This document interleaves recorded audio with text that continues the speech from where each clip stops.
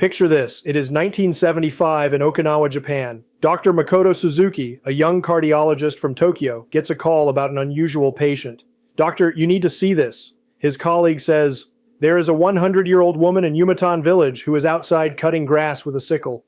Skeptical, Dr. Suzuki drives out expecting to find a frail elderly woman. Instead, he discovers someone so vibrant, so energetic that she does not even think she is unusual. That moment changed everything. It sparked a 50-year quest that would unlock secrets hidden inside your body right now. Secrets that could literally add decades to your life. But here is what is shocking. While Dr. Suzuki was documenting these incredible centenarians, another Japanese scientist was making a discovery so groundbreaking it would win him the Nobel Prize. Dr. Yoshinori Osui had stumbled upon something extraordinary. Tiny cellular janitors working inside every cell of your body, devouring cancer cells, burning fat, and reversing aging damage. The problem, these microscopic heroes only spring into action under very specific conditions.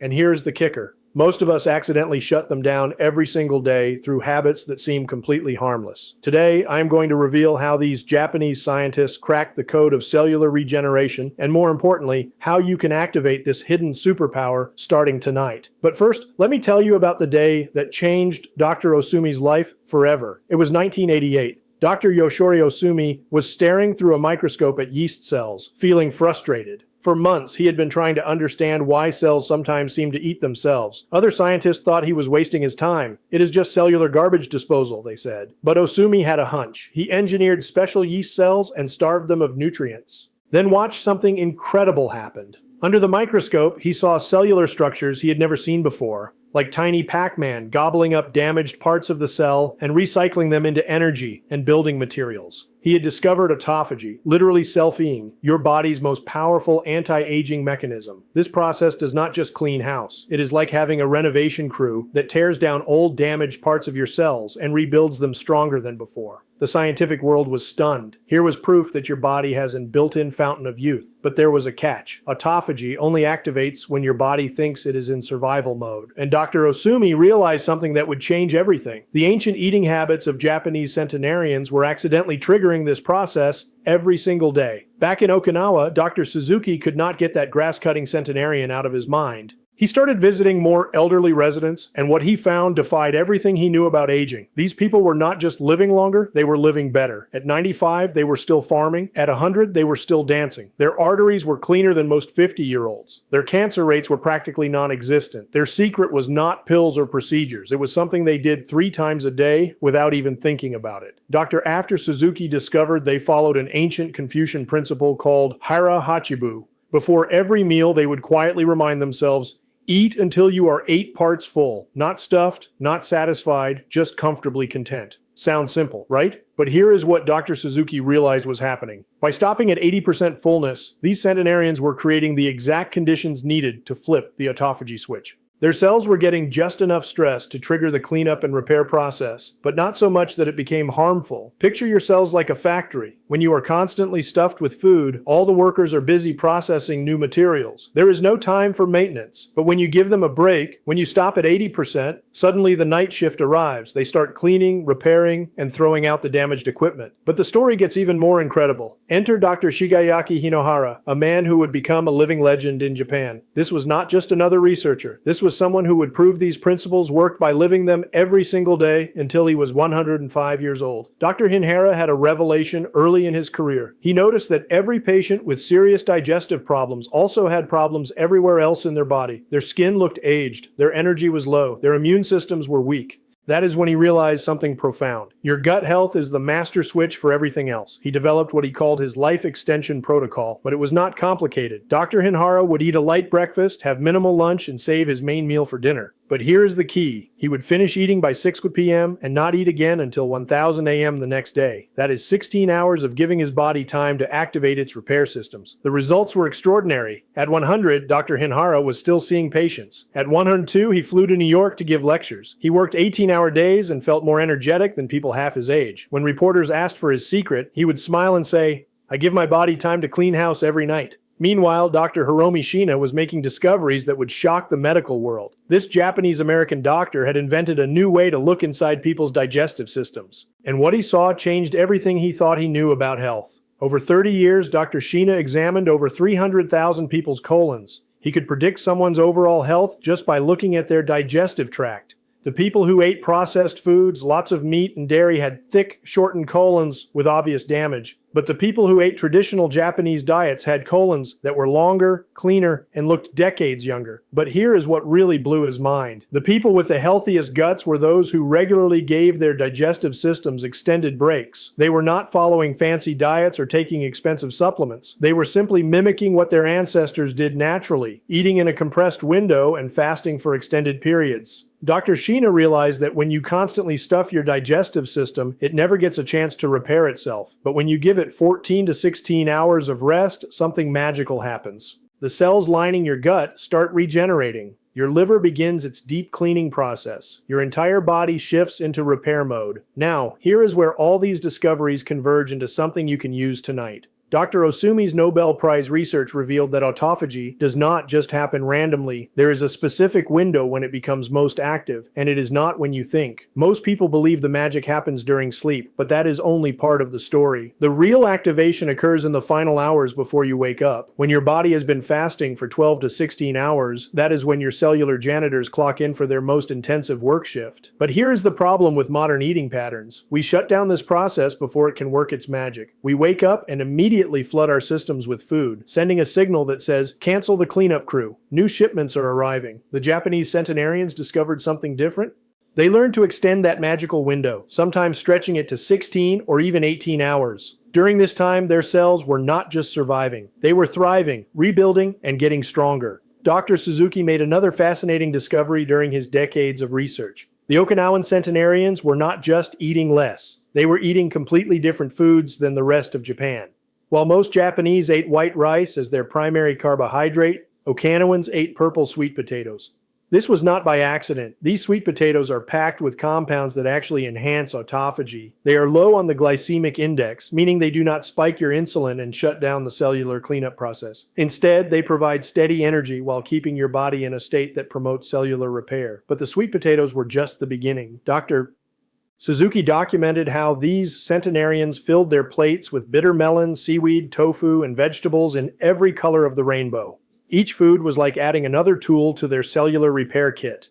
The bitter melon, for example, contains compounds that help regulate blood sugar and keep insulin low, essential for maintaining autophagy. The seaweed provides minerals that support the detoxification process. The colorful vegetables deliver antioxidants that protect cells during the repair process. Here's a detail that most people miss. These centenarians were not just careful about what they ate, they were strategic about what they drank. Dr. Suzuki noticed that many of his healthiest subjects had a daily tea ritual that lasted for hours. But this was not just about relaxation. The teas they chose, jasmine, green tea, and special Okinawan blends, contained compounds that actually supported the autophagy process. The polyphenols in green tea, for instance, help protect cells during the cleanup and repair phase. Even more interesting, the ritual of slowly sipping tea throughout the day helped them practice portion control without even thinking about it. Another way they accidentally optimized their cellular regeneration. Dr. Hara made a discovery that completely changed how he approached the first meal of the day. Instead of the traditional heavy breakfast, he would start with fresh vegetable juice, usually carrot or apple juice, with a tablespoon of olive oil. This was not just about nutrition. The olive oil helped slow the absorption of sugars, preventing the insulin spike that would shut down autophagy. The vegetable juice provided essential nutrients without overwhelming the digestive system that had been working hard all night to clean and repair. But here is the crucial part. He would drink just half a glass, then wait 20 minutes before eating anything solid. This gave his body time to gently transition from the fasted state to the fed state, maximizing the benefits of both phases. What Dr. Suzuki, Dr. Hara, and Dr. Sheena all discovered independently was that timing was not just important, it was everything. The human body operates on ancient rhythms that expect periods of feasting and fasting. When we disrupt these rhythms with constant eating, we break the very mechanisms designed to keep us healthy and young. The optimal pattern they discovered was simple. Finish your last meal by 6 or 7 p.m., go to bed with a slightly empty stomach, wake up and wait at least 12 hours, preferably 16, before your first substantial meal. During this window, your cellular repair crews are working overtime, fixing damage, eliminating toxins, and literally rebuilding you from the inside out. But here's what makes this different from trendy fasting diets. This is not about deprivation or extreme measures.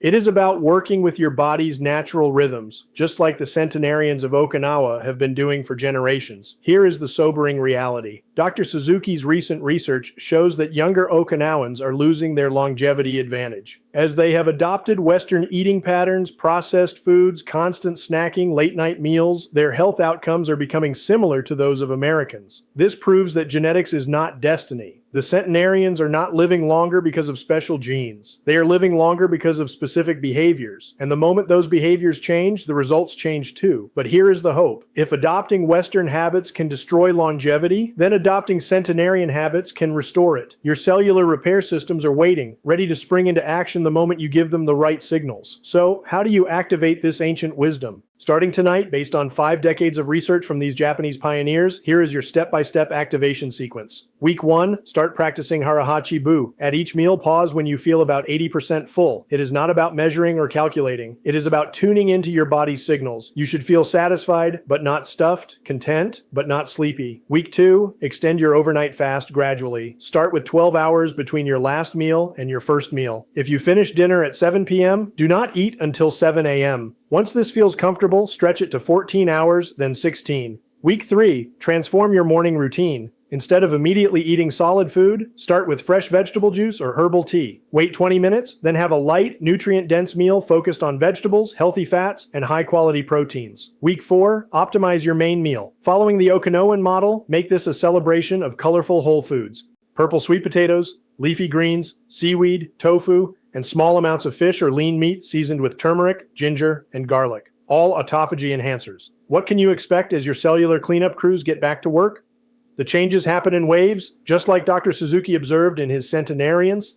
Days 1 to 7, you will notice improved energy, especially in the late afternoon when you used to crash. Your sleep will deepen as your body shifts into its natural repair rhythms. Weeks 2 to 4, mental clarity improves dramatically. That afternoon, brain fog disappears. Your skin starts looking clearer, more radiant. You might notice your clothes fitting better even without weight loss. Your body is becoming more efficient. Months 2 to 6, this is where the magic really shows up. Your immune system strengthens. Minor aches and pains start disappearing. People begin commenting that you look younger, more vibrant. Your energy becomes steady throughout the day instead of spiking and crashing. As this story continues, it is important to step back and recognize the deeper meaning behind everything these scientists uncovered. Beyond the data, beyond the laboratories, and beyond the statistics, there is a powerful truth quietly revealed through their lives. Longevity was never treated as a goal to chase. It was a natural byproduct of alignment. Alignment with rhythm, moderation, and respect for the body's internal intelligence. What struck Dr. Suzuki most in his later years was not the age of the centenarians, but their mindset. They did not obsess over health. They did not count calories, measure biomarkers, or chase the newest scientific trend. Instead, they lived with purpose. They woke up each day with something to do, someone to care for, and a reason to remain engaged with the world around them.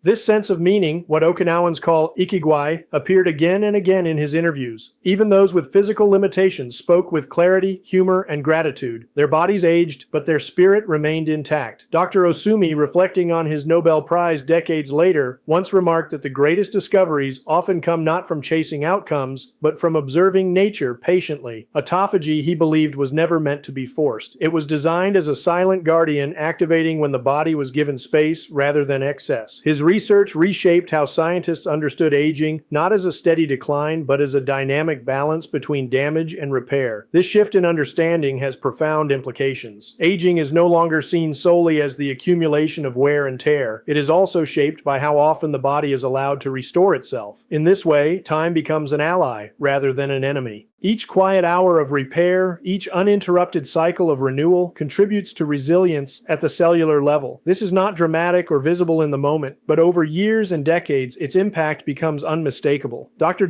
Hara embodied this philosophy until the very end of his life. Colleagues often noted that he never spoke about retirement. He believed stopping one's contribution to society accelerated decline more than any biological factor. To him, work was not stress. It was stimulation. It was evidence that the mind still had a role to play. Even in his final years, he planned lectures years in advance, fully expecting to be there to deliver them. What all these lives illustrate is that longevity is not built on a single habit or discovery. It is a mosaic. Small, consistent patterns repeated over time create an environment where the body can thrive. When these patterns are disrupted, the system struggles. When they are respected, the system flourishes. Modern science is now catching up to what these centenarians lived instinctively. Research institutions around the world are validating the same principles through different lenses. Cellular repair, metabolic flexibility, gut health, and circadian alignment are no longer fringe ideas. They are becoming central pillars of preventive medicine. Yet the elegance of the Okinawan lifestyle remains unmatched in its simplicity. There is also a quiet warning embedded in this story. As cultures modernize, convenience often replaces wisdom. Speed replaces patience. Abundance replaces moderation. Dr. Suzuki expressed concern that future generations may inherit advanced technology but lose ancient biological harmony.